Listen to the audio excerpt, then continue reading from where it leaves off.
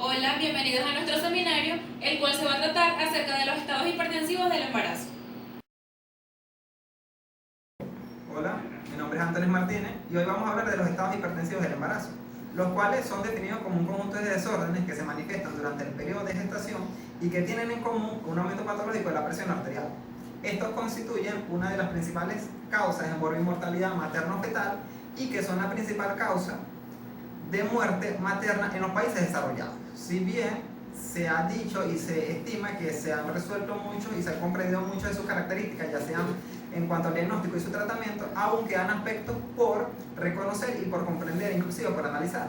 Por lo tanto, la capacidad o la virtud que tiene la persona de ser gestante confiere desafíos, ya sean metodológicos y bioéticos, para comprender o para ejecutar la generación de evidencias de buena calidad. En cuanto a su epidemiología, se dice que la Organización Mundial de la Salud revisa de una forma sistemática la mortalidad materna en todo el mundo y en los países desarrollados. Por lo tanto, esto proporciona un porcentaje de un 16% de las muertes maternas y que se deben a estos trastornos hipertensivos, siendo un porcentaje bastante alto en comparación con las otras causas de mortalidad que van a ser los abortos, las hemorragias y la septicemia. Por lo tanto, existen también incidencias y factores de riesgo para estos trastornos hipertensivos, los cuales van a ser, o uno de los más importantes son la preeclampsia y la eclampsia. Se dice que la preeclampsia en una mujer joven, nulipara, va a ser, su incidencia es bastante alta, mientras que mujeres multíparas y mayores tienen mayor riesgo de padecer una hipertensión crónica con una preeclampsia sobreañadida. Además, existen factores inmodificables que van a ser la predisposición genética, la raza y la etnia, teniendo en cuenta que la incidencia es mayor en mujeres de raza afroamericana. Y existen además factores que van a ser modificables, como la obesidad, enfermedades cardiovasculares, enfermedades renales y desórdenes metabólicos, los cuales van a determinar, si existen estos, van a determinar la gravedad del cuadro preeclámpico.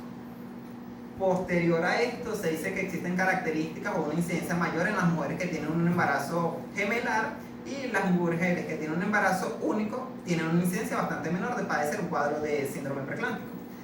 Por su parte, o en comparación, podríamos mencionar que la eclampsia, dado que se puede manejar de una forma bastante adecuada en los trastornos, en los cuidados prenatales, no existe una incidencia bastante alta de esta. En países que hay un acceso a la salud pública, por lo tanto su incidencia es bastante baja. Se dice que por cada 2000 partos hay 2 o 4 casos de eclampsia. En cuanto a su hepatogenia, se dice que puede ser múltiple, pero las mujeres con un cuadro, con estos trastornos hipertensivos, deben cumplir las siguientes características: estar expuestas por primera vez a vellosidades coriónicas, estar expuestas a sobreabundancia de vellosidades coriónicas, como por ejemplo presencia de embarazo gemelar o una mola hidatiforme, o tener trastornos persistentes en la activación de las células endoteliales o con inflamación, como diabetes, nefropatías o cardiopatías. Además, pueden existir otras características como la presencia de una predisposición genética a la hipertensión que aparece durante el embarazo. En cuanto a los mecanismos causantes de una eclampsia, se dice que pueden ser por una implantación placentaria con invasión trofoblástica anormal de vasos uterinos, o una tolerancia inmunitaria mal adaptada entre tejidos maternos, paternos o fetales. En tercer lugar sería también la mala adaptación de la madre a los cambios cardiovasculares o inflamatorios del embarazo normal. Y la cuarta tipo van a ser los factores genéticos incluidos que predisponen a las influencias epigenéticas. En cuanto a definimos la invasión trofoblástica anormal, primero hay que tener en cuenta que esta invasión o esta implantación ocurre a nivel de la capa decidua y que se da por célula invasión trofoblástica endotelial.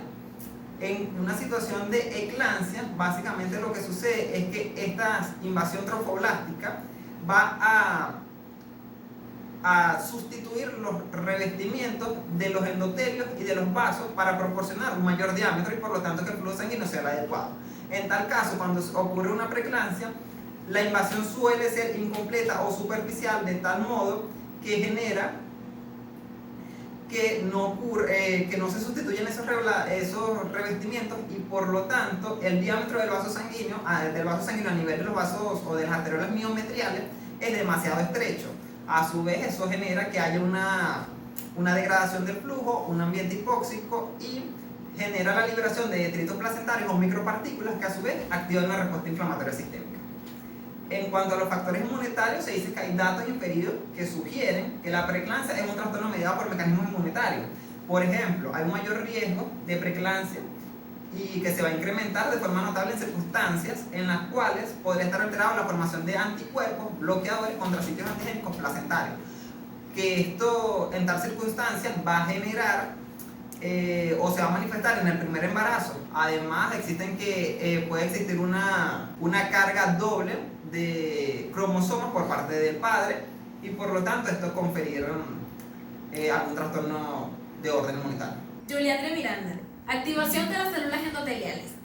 De muchas formas, se cree que los cambios inflamatorios no son más que una continuación de los cambios producidos en la etapa 1 causados por la placentación anómala, en respuesta a factores placentarios liberados propios de la isquemia o ocasionados por cualquier otra ente precipitante que va a iniciar una cascada de sucesos. En resumen, se dice que factores antiangiogénicos como metabólicos, así como cualquier otro mediador inflamatorio, van a ser los responsables de la lesión en las células endoteliales. Es decir, que la disfunción celular endotelial no va a ser más que va a estar causada por la activación extrema activada de lo que son los leucocitos presentes en la circulación materna. Se dice también que las citocinas de la necrosis tumoral alfa, así como las interleucinas, van a estar presentes y van a contribuir de una forma muy importante en lo que viene siendo el óxido nítrico, responsable del estado de preeclampsia. Dicho estado hipertensivo o dicho estado de tensión se va a caracterizar por tipos de oxígenos reactivas y radicales que van a ser los responsables de producir o van a generar una producción de lípidos realmente tóxicos que van a lesionar las células endoteliales. Van también a su vez a modificar la producción de su óxido nítrico y por su parte van a interferir en lo que viene siendo el equilibrio de las prostaglandinas. Respecto a los factores nutricionales, según Young, para el año 2002, indicó que la implementación de lo que viene siendo una dieta rica en frutas y verduras con alta actividad antioxidante tuvo que ver con lo que viene siendo el descenso de la presión arterial en dicha población. Por su parte, Chan, para el mismo año, indicó que el estado de preeclampsia se duplicó altamente en las mujeres cuya ingesta de lo que viene siendo el ácido ascórbico fue menor a los 85 miligramos. Villar, por su parte, para el año 2006, informó que en una población con baja ingestión de calcio podría tener un efecto muy mínimo en lo que viene siendo la disminución de la muerte perinatal, pero no un efecto beneficioso para el estado de preeclampsia. Según la Task Force, en el año 2016 indicó que la implementación de lo que viene siendo vitaminas con actividad antioxidante como la vitamina C o la vitamina E no tuvo ningún efecto beneficioso para dicho estado. Según los factores genéticos, se dice que en un estudio integral, según Ward y Taylor, para el año 2014, se indicó que en una población que se tuvo más de 1.2 millones de casos en estudio, se dijo que de un 20 a un 40% de las hijas de las madres con preeclampsia pudiesen también adquirir dicho estado, de un 11 a un 37% en las hermanas de la afectada y para las gemelas de un 22 a un 47%. Se dice que es muy difícil o muy complejo realmente detectar cuál es exactamente el gen causante debido a que el estado de preeclampsia no es más que un estado multigenético. Dentro de los genes elegibles podemos resaltar los más importantes como la lipoproteína lipasa, el óxido nítrico endotelial, el factor 5, que es el factor llamado Leiden, y por último el angiotensinógeno. Como ya lo dije, el estado de preeclampsia es un estado multigenético que pudiese ser muy difícil captar realmente cuál es el gen causante. Por último, se dice que la clasificación se basó en 4 tipos de enfermedades básicas. En primer lugar tenemos la hipertensión gestacional, que va a ser la documentada, que es la preeclampsia que no aparece y la hipertensión que desaparece a los 12 meses posterior al parto, con presión arterial que oscila entre los niveles de 140 a 90 milímetros de mercurio. Por segundo lugar tenemos el síndrome de preeclampsia y eclampsia anteriormente mencionado, la hipertensión crónica de alguna causa y por último la preeclampsia superpuesta a una hipertensión crónica, que va a estar dada en mujeres con presión arterial documentada entre 40 y 90 milímetros de mercurio, pero esto solamente si se detecta antes del embarazo o antes de la semana gestacional número 20. Manuel Pérez. Continuando con el ciclo de exposición, tenemos la fisiopatología, donde tenemos que la preeclampsia no es más que un trastorno multisistémico, donde algunos factores que la causan pueden ser genéticos, inmunológicos, endocrinos y también nutricionales e inflamatorios. Estos ocasionan alteraciones funcionales en varios órganos y sistemas, como pueden ser el sistema nervioso central, el sistema hemático, renal, hígado y cardiovascular. Tenemos que la placentación anormal, sus vellosidades placentarias, en el caso del trofoblasto, ayuda a lo que es la implantación. El citotrofoblasto, los citotrofoblastos indiferenciados, estos van a dar origen a lo que son los trofoblastos vellosos e intravellosos. Estos a su vez dan origen a las vellosidades flotantes y de anclaje, donde tenemos que las de anclaje van a nutrir al trofoblasto extravelloso y las flotantes van a dar origen al sincitiotrofoblasto multinucleado.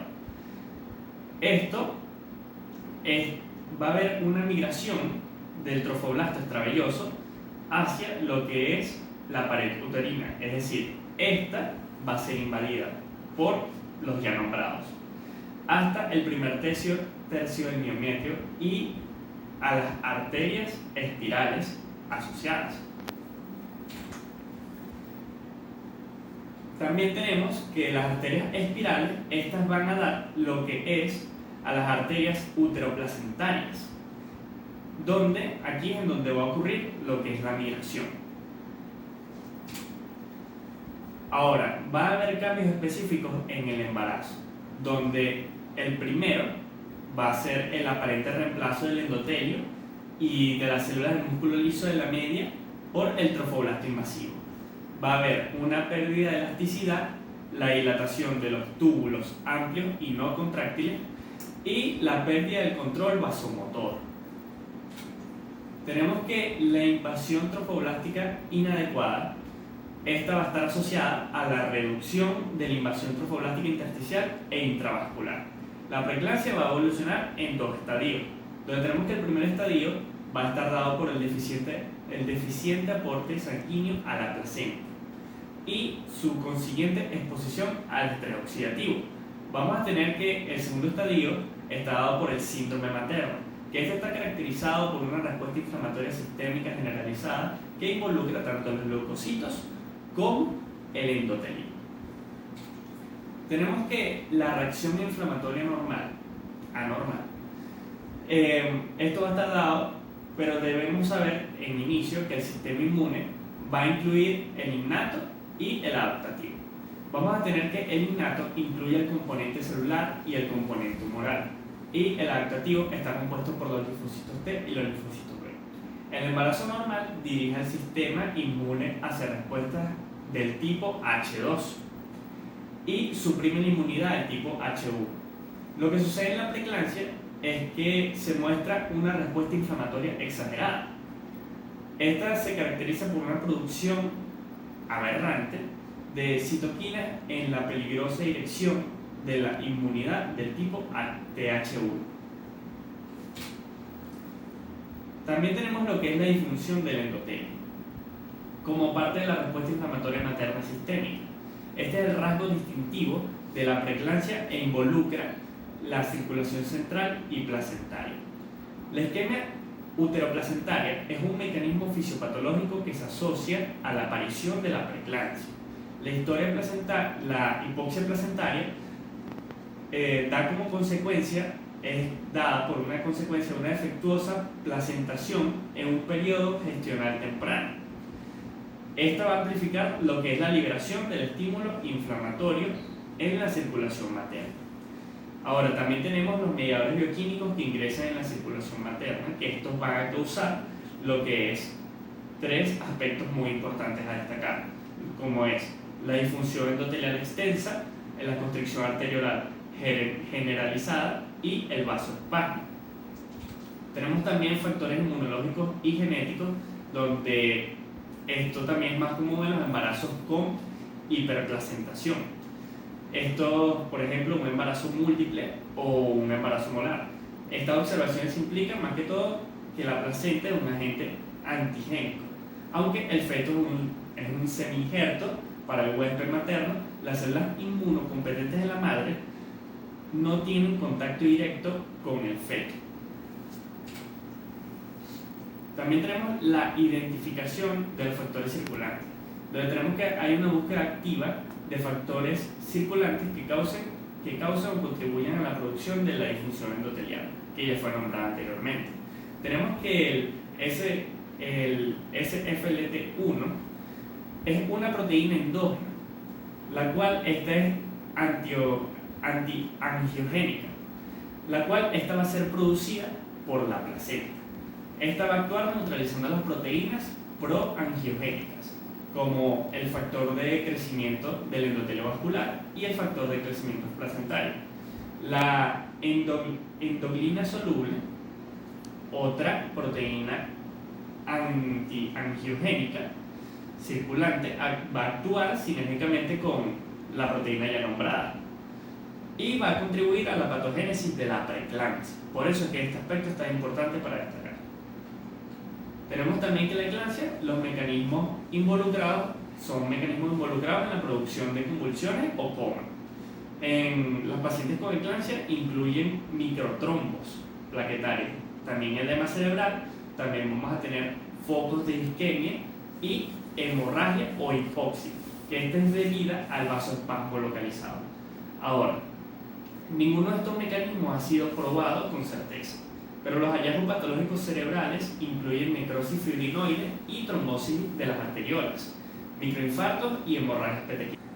Ok, Ezequiel Espinosa. A continuación vamos a hablar acerca del diagnóstico del tema a tratar, que vendría a ser la hipertensión durante el embarazo, la hipertensión gestacional. En este caso, como lo hemos dividido anteriormente, en la preeclampsia, eclampsia, la hipertensión crónica y la hipertensión gestacional. ¿Okay?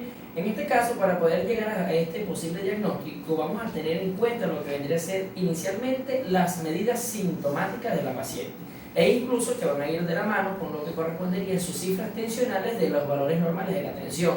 Puede ir ya sea de las sistólicas mayor o igual a 140 milímetros de mercurio y la diastólica mayor o igual a 90 milímetros de mercurio, que en este caso va a ser un control que se va a determinar en cada una de estas pacientes con el riesgo a partir de las 20 semanas de gestación en adelante, que en este caso van a ser prácticamente el diagnóstico que vamos a determinar en dicha presentación. Posteriormente a esto vamos a tomar en cuenta lo que vendría a ser la hipertensión. En la hipertensión gestacional vamos a tomar en cuenta ya sea por los trastornos y por los criterios requeridos para estos trastornos. En el caso de la hipertensión gestacional, como lo dijimos, mayor a 140-90 milímetros de mercurio. En lo que vendría a ser la preeclampsia, vamos a tomar en cuenta lo que sería la proteinuria, que en este caso va a ser mayor o igual a 300 miligramos en 24 horas. También tendríamos lo que vendría a ser una trombocitopenia, que va a ser unas plaquetas menor a 100.000. La insuficiencia renal, una creatinina de mayor a 1.1 miligramos en 100 ml. Y un compromiso hepático que va a ser un aumento al doble de la transaminasa sérica la sintomatología que la paciente va a presentar, ya sea la cefalea, los trastornos visuales, las convulsiones y un edema pulmonar, que eso mayormente serían los criterios para el diagnóstico de esta hipertensión estacional. La preeclampsia no es más que que se describe mejor como un síndrome específico del embarazo que puede afectar a todos los sistemas orgánicos, es decir, una alteración global, ya sea a manera sintomática, que nos puede generar complicación como sería la convulsión, y que en este caso vamos a tomar en cuenta lo que vendría a ser que en su diagnóstico inicialmente, como lo dijimos, la proteinuria, mayor o igual a 300 miligramos en 24 horas, la creatinina mayor o igual a 1.1, en lo que vendría a ser de 1, 2 o 3 cruces, dependiendo cómo se tome la toma. Tendríamos los indicadores de gravedad de la preeclampsia, que en este caso es un cuadro ya sea de anomalías y que vamos a determinar ya sean en las graves y en las no graves. Que en las graves, digamos, en la diastólica menor, en la no grave, 110 milímetros de mercurio, en la grave mayor o igual a 110 milímetros de mercurio. En la sistólica, 160 milímetros de mercurio, en la grave mayor o igual a 160 milímetros de mercurio. En lo que vendría a ser la proteinuria, no vamos a encontrarla en la grave, no ninguna positivo, y en la grave, bueno, igual tampoco. Posteriormente, los trastornos visuales ausentes en la no grave, presente en la grave. Dolor abdominal ausente en la no grave, presente en la grave. Tenemos también las trombocitopenias ausentes y presentes. ¿Okay? Y así sucesivamente, en este cuadro, como lo estamos presenciando, tendríamos un buen diagnóstico para esta preeclampsia. Tendríamos la eclampsia, que esta no es más que esta complicación que se va a generar y que va a presentar ya sea por las crisis convulsivas, son generalizadas y pueden aparecer antes, durante o después del trabajo de parto, ¿ok? Y que en este caso va a generarse ya sea que la proporción que no genera convulsiones hasta un estado de 48 horas después del parto se aproxima al 10%, ¿ok? Y cabe resaltar que también tendríamos la preeclampsia superpuesta a hipertensión crónica, que vendría a ser que en este caso la hipertensión crónica subyacente se diagnostica en mujeres con presión arterial documentada mayor o igual a 140 y 90 milímetros de mercurio antes del embarazo o de la semana 20 gestacional en adelante, como anteriormente ya lo habíamos mencionado. Y bueno, en resumen, tendríamos estos tres tipos de diagnósticos dependiendo ya sea por la clínica, por los paraclínicos y por los que nos va a llevar el control de las tensiones generales en ambos o en todos estos trastornos ya antes mencionados. José Chenque. En esta parte del seminario le vamos a hablar sobre el tratamiento de los trastornos hipertensivos en el embarazo. Ok, hay que tener en cuenta unos aspectos generales en el tratamiento de los trastornos hipertensivos, los cuales van a ser el reposo, el tratamiento farmacológico y la fidelización de la gestación. Hay que tener en cuenta que en el reposo se caracteriza por no ser un reposo absoluto, sino que va a ser un reposo leve, en el sentido de que se va a procurar de que la paciente no esté 100% todo el día acostada, sino que evite más bien hacer esfuerzos o ejercicios que aumenten la presión arterial.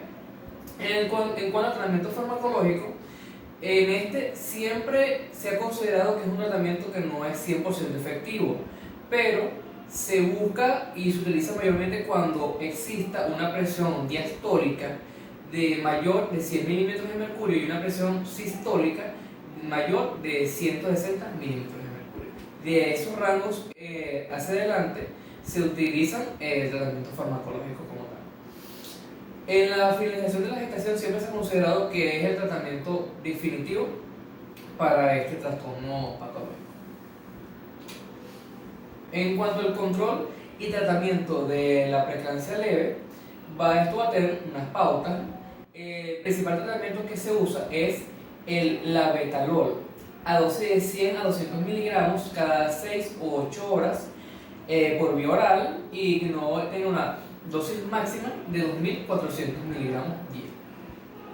En cuanto a otro tratamiento de elección es la hidrilacina oral, a dosis iniciales de 50 miligramos al día y de 3 a 4 dosis. Y también se considera que si las primeras 48 horas no hay un efecto farmacológico de este fármaco, se va a aumentar la dosis, pero que no supere más de los 200 miligramos. Ok, en cuanto a otro tratamiento, se considera muy efectivo el alfa-metildopa en dosis de 250 a 500 miligramos cada 8 horas por vía oral. Las indicaciones para el ingreso de este paciente, principalmente de las pacientes, van a ser utilizadas cuando el tratamiento se le esté administrando el tratamiento a la paciente y no se consiga un efecto farmacológico deseado. Ok. En este caso vamos a ver lo que es el control, el tratamiento de control de lo que es la preeclampsia grave. En esta se va a utilizar el tratamiento de la preeclampsia grave es con la finalización de la gestación. Se considera que ese es el principal tratamiento de esta patología. Sin embargo, con la edad gestacional, si es inferior a 34 semanas, debido a la inmadurez fetal, no se puede utilizar este tipo de método, como puede ser la cesárea, para la finalización de la gestación. Por eso se utilizan algunos métodos farmacológicos, la administración de algunos fármacos, para poder dar que haya un mantenimiento de la presión arterial. En este caso vamos a tener un esquema. El esquema terapéutico de la preeclampsia grave va a ser dado con un tratamiento antihipertensivo y un tratamiento del brote hipertensivo. El tratamiento, por supuesto, antihipertensivo se va a utilizar siempre y cuando buscando mantener unos rangos de presión arterial que no excedan los 160 milímetros de mercurio y de la presión sistólica y los 110 en la presión diastólica. Y buscamos también que no estén por debajo de 140 90 milímetros de mercurio, manteniéndolo en esos rangos. Ok, el tratamiento del brote hipertensivo de elección va a ser el labetalol por vía intravenosa, la hidralazina por vía intravenosa también, la nifedipina, el nitroprusiato de sodio, considerando un fármaco muy efectivo para la presión arterial, pero que en dosis regulares de 0,25 microgramos por kilogramo minuto, pero no debe usarse más de 5 minutos continuos este fármaco, debido a que puede ser muy fetotóxico. La nitroglicerina también es un fármaco de elección, pero siempre y cuando no se excedan las dosis recomendadas, porque puede causar un aumento de la presión a nivel cerebral. Y de último, los diuréticos, que siempre y cuando pueden ser administrados en casos que exista también una complicación, como puede ser el edema agudo de pulmón. Ok, en cuanto al control de la preeclampsia grave, también se utiliza un fármaco muy utilizado que viene siendo el sulfato de magnesio para la prevención de las convulsiones. Ok, a dosis de 1 o 1,5 gramos hora por vía intravenosa en perfusión continua. Se puede administrar una dosis de ataque inicial de 2 a 4 gramos intravenosa a pasar de 5 a 10 minutos. El objetivo será mantener unos niveles plasmáticos de 3,5 equivalentes por litro o de 4,2 a 8,4 miligramos sobre decilitro. En caso de una intoxicación hay que administrar el gluconato de calcio a 1 gramo intravenosa y pasar en 3 a 4 minutos. Ok, en cuanto al control del tratamiento de la eclampsia, se va por supuesto a caracterizar que esto es una complicación de lo que viene siendo la preeclampsia. Se va a tener una conducta general que puede ser la canalización de una vía central o una vía periférica, el mantenimiento de la vía aérea permeable, la administración de oxígeno a razón de 6 litros minuto, y una vez conseguida la estabilización neurológica y hemodinámica se debe obtener una muestra de sangre arterial para equilibrio de ácido-base. Ok, en cuanto al tratamiento como tal específico, va a ser un tratamiento basado en anticonvulsivantes con sulfato de magnesio, con una dosis de ataque de 4 gramos de sulfato de magnesio por vía intravenosa. Y una dosis de mantenimiento de 2 gramos hora de sulfato de magnesio en perfusión continua. Y los controles durante el tratamiento, que son los mismos que la preeclampsia, van a ser muy parecidos. También, en caso en que no exista el sulfato de magnesio, no se pueda, no se encuentra, se puede utilizar lo que son benzodiazepinas en dosis de ataque de 40 miligramos intravenosos y dosis de mantenimiento de 10 miligramos sobre 10 miligramos hora en perfusión continua. Ok. En caso de control de un trastorno que se conoce como el síndrome de HELP, esta va a ser una variación de la preeclampsia que en cambio va a tener unos criterios específicos que deben ser plaquetas menores a 100.000, aumento de la LDH mayor a 600 y una GOT mayor a 72. Estos son los criterios principales del síndrome de HELP. Y el tratamiento del mismo particularmente va a ser muy parecido al de la preeclampsia grave.